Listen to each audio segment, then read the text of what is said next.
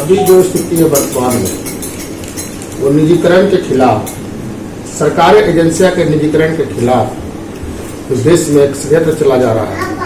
उसके लिए मैं प्रेस वार्ता और किसी का आयोजन किया हूँ और सर्वधर्म एकता अभियान के मैं राष्ट्रीय सलाहकार होने के नाते बहुजन समाजवादी पार्टी के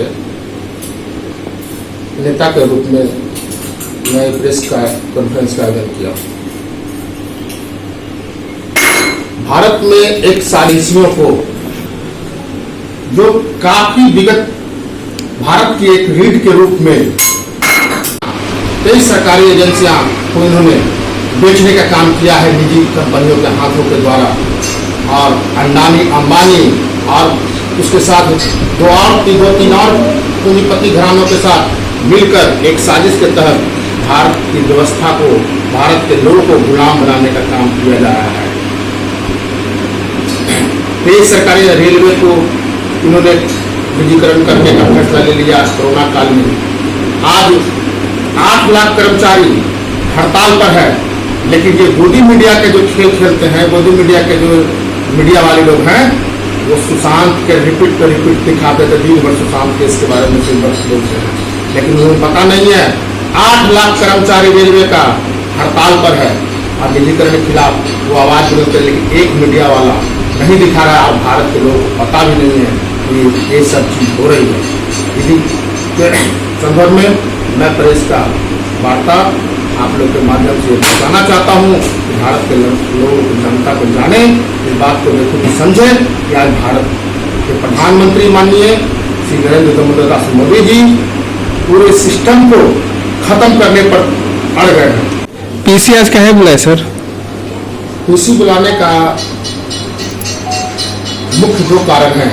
एक, भारत की चिकित्सा व्यवस्था और निजीकरण के खिलाफ सर्वधर्म एकता अभियान के राष्ट्रीय सलाहकार के रूप में मैं एक प्रेस आयोजन कर भारत सरकार और बिहार सरकार को मैं अवगत करना चाहता हूँ कि देश के साथ में नाइंसाफी हो रही है। 1 अरब 25 करोड़ जनता के साथ जो इंसाफी हो रही है, इसके खिलाफ में मैं प्रेस वार्ता और प्रेस कॉन्फ्रेंस का आयोजन किया। बंधुओं से मैं कहना चाहता हूँ, सरकार तक की आवाज़ पहुँचना चाहता हूँ और 1 अरब 25 करोड़ जनता को मैं ये आवाज़ पहुँचाना चाहता हूँ आप लोग के माध्यम से। कहना यह है कि भारत की एक साजिश के तहत जो कोरोना काल का एक मुद्दा बनाकर, कोरोना काल के मुद्दा बनाकर इन्होंने जो साजिश रचा है, वो 1 अरब 25 करोड़ जनता के साथ खिलवाड़ हुआ है। वह यूँ है कि आप लोग को माथा टेरने का काम कर रही है भारत सरकार और उसके साथ साथ बिहार सरकार भी। आज जो निजीकरण का मामला है, ये क्या है? चंद पूंजीपति लोगों को पर वोट डालेगी। ऐसी सरकार को शर्म लगनी चाहिए। या 300 सीट देकर जिताने के बाद आपने जनता के साथ कितना अन्याय धोखा किया। बिहार में लगातार लोग पलायन अब करना शुरू कर दिए हैं, इस पर आप क्या बोलेंगे? बिहार में पलायन जनता के बारे में पूछना है। प्रवासी मजदूर जो बाहर से आते हैं फिर पलायन कर रहे हैं। नहीं, तो स्थिति यह है कि वहाँ जो स्थिति है, फैक्ट्री कारखाना सब बंद हो गया। तो बंद की स्थिति में वहाँ तो कुछ काम मिल नहीं रहा है और बहुत सारे इश्यूज को लेकर वहाँ से सभी प्रवासी मजदूर अब वहाँ काम तो मिल नहीं रहा है, तो बेचारा घर की ओर भागे। घर में सर, बिहार में अचानक सरकार दावा कर रही है कि जांच की संख्या बढ़ गई है और मरीज बहुत कम मिल रहे हैं। क्या मानते हैं चुनावी कारण है इसके पीछे? बिल्कुल है। ये साहब, ये बीमारी का जो बहाना लेकर जो खेल खेला गया है, ये हकीकत बात है कि संख्या का आंकड़ा तो बिहार सरकार तो बहुत माहिर है, संख्या का आंकड़ा खेल खेलने में बहुत माहिर है। ये रियल बात है कि चुनावी माहौल जैसे से नजदीक आने लगा, इनको लगा कि चुनाव के समय तानाशाह की रवैया से पूरे देश को लोकतंत्र की हत्या कर रहे हैं। सर, क्या लगता है आपको कि चुनाव होना चाहिए? लेकिन चुनाव आयोग ने आदेश जारी कर दिया कि चुनाव हो, एक तरफ मैं ये करना चाहता हूँ कि बिहार की जो स्थिति है, बिहार की स्थिति आप खुद समझ सकते हैं। एक तरफ बाढ़ से बेहाल था और एक तरफ कोरोना कहते हैं। तो संज्ञान एक व्यक्ति ने रिट याचिका दायर की, सुप्रीम कोर्ट का आदेश आया, कोरोना इसका कारण नहीं हो सकता था। इसका मतलब है कि कोरोना कोई बीमारी नहीं थी, साजिश था। सुप्रीम कोर्ट ने जो अपने आदेश के अनुरूप उस रिट याचिका को खारिज कर दिया, तो इसका मतलब था, साफ शब्दों में सुप्रीम कोर्ट ने कहा, सुप्रीम कोर्ट का मैं सम्मान करता हूँ, न्यायालय को मैं सम्मान करता हूँ। सुप्रीम कोर्ट जब इस बात को समझ रही है कि कोरोना इसका कोई कारण नहीं हो सकता है, तो इसका मतलब है कि सरकार बहुत बड़ी साजिश के लिए, और इसी क्रम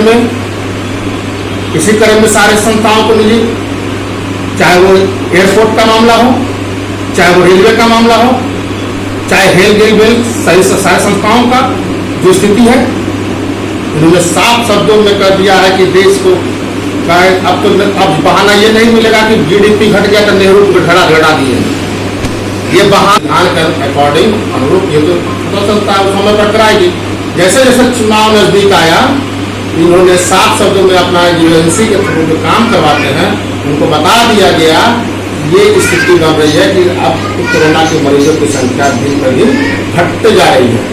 अगर अब कोरोना महामारी है, कोरोना महामारी है, तो स्थिति ये होगी कि कोरोना अब महामारी नहीं दिखेगी, उसकी चुनाव आ गया। कहीं न कहीं सरकार की नीति के ऊपर निर्भर करता है, और बिहार सरकार इसमें दोनों अपना जो गलबहिया खेल खेल रहा है ना, बिहार सरकार भी बहुत बखूबी समझती है। केंद्र सरकार की तो स्थिति है कि 2 करोड़ का जो लॉलीपॉप दिए थे कि हर साल 2 करोड़ का नौकरी दे दें, और आत्मनिर्भर बनने की बात अब करने लगे। कुछ दिन पहले पकौड़ा छानने की बात करने लगे।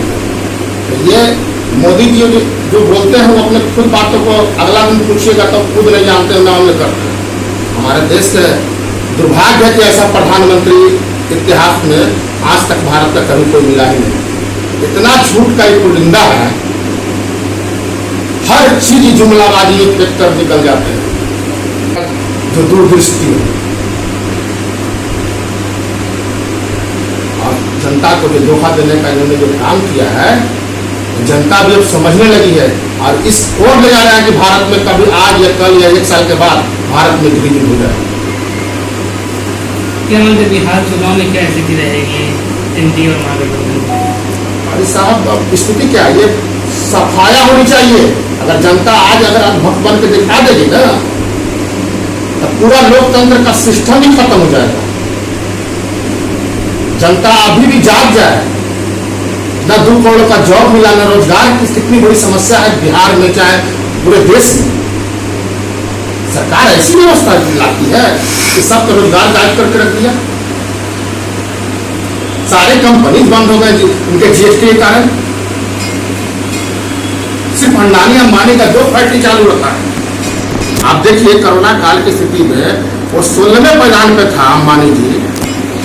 आज जब कोरोना काल अभी खत्म भी नहीं हुआ है, सारे संस्था बंद थे, और ये 4था पोजीशन में पहुंच गए वर्ल्ड में। इतने पूंजीपति कैसे कमाए? हमको तो लगता है कि अंतर्राष्ट्रीय साजिश में सारे पूंजीपतियों घराने के साथ में अंबानी का भी हाथ है, और मोदी जी, नरेंद्र मोदी जी का भी हाथ है। भारत का स्वास्थ्य मंत्री जो है डॉक्टर हर्षवर्धन जी है। हर्षवर्धन जी का एक इस पूरे प्लानिंग के साथ ये बहुत बेखूबी समझ चुके थे कि कोरोना का पेशेंट का पोस्टमार्टम नहीं होता है, और उसमें ऑर्गन्स का भी खेल हो सकता है। बहुत जगह से उनको सुनने को मिला, किट में बंद करके जला दिया जाता है, डायरेक्ट भेज दिया जाता है। अगर उसमें जांच करेगा तो बिहार का स्थिति है, 12 ऐसे हॉस्पिटल हैं, और ऐसे हॉस्पिटल हैं, बहुत सारे हॉस्पिटल हैं जो इसका गोरख धंधा खेल खेल रहे हैं। चाहे वो ये रूरल है, ये सब हॉस्पिटल 2 लाख 2.5 लाख का बिल भेजता सीधे कोरोना के नाम पर। लूट का पूरे बिहार में स्थिति भी बद से बदतर है, और देश की स्थिति बद से बदतर है। सारे जगह से हम लोग को न्यूज मिलता है, ऐसा नहीं है कि हम लोग सरकारी अस्पताल भी इसमें शामिल मानते हैं, क्योंकि सरकारी अस्पताल के डॉक्टर, हम कह रहे हैं डॉक्टर का एक बहुत बड़ा उद्योग हो गया है। कोरोना महामारी के रूप में होने के कारण डॉक्टरों चुनाव में इसका बहिष्कार करें, बिहार का चुनाव से बहिष्कार करेंगे, तब हालांकि तो स्थिति जो उत्पन्न हो रही है कि स्थिति आप कोरोना धीरे खत्म हो गया, सारा चीज फ्री हो गया, तो आपकी महामारी कहाँ गई?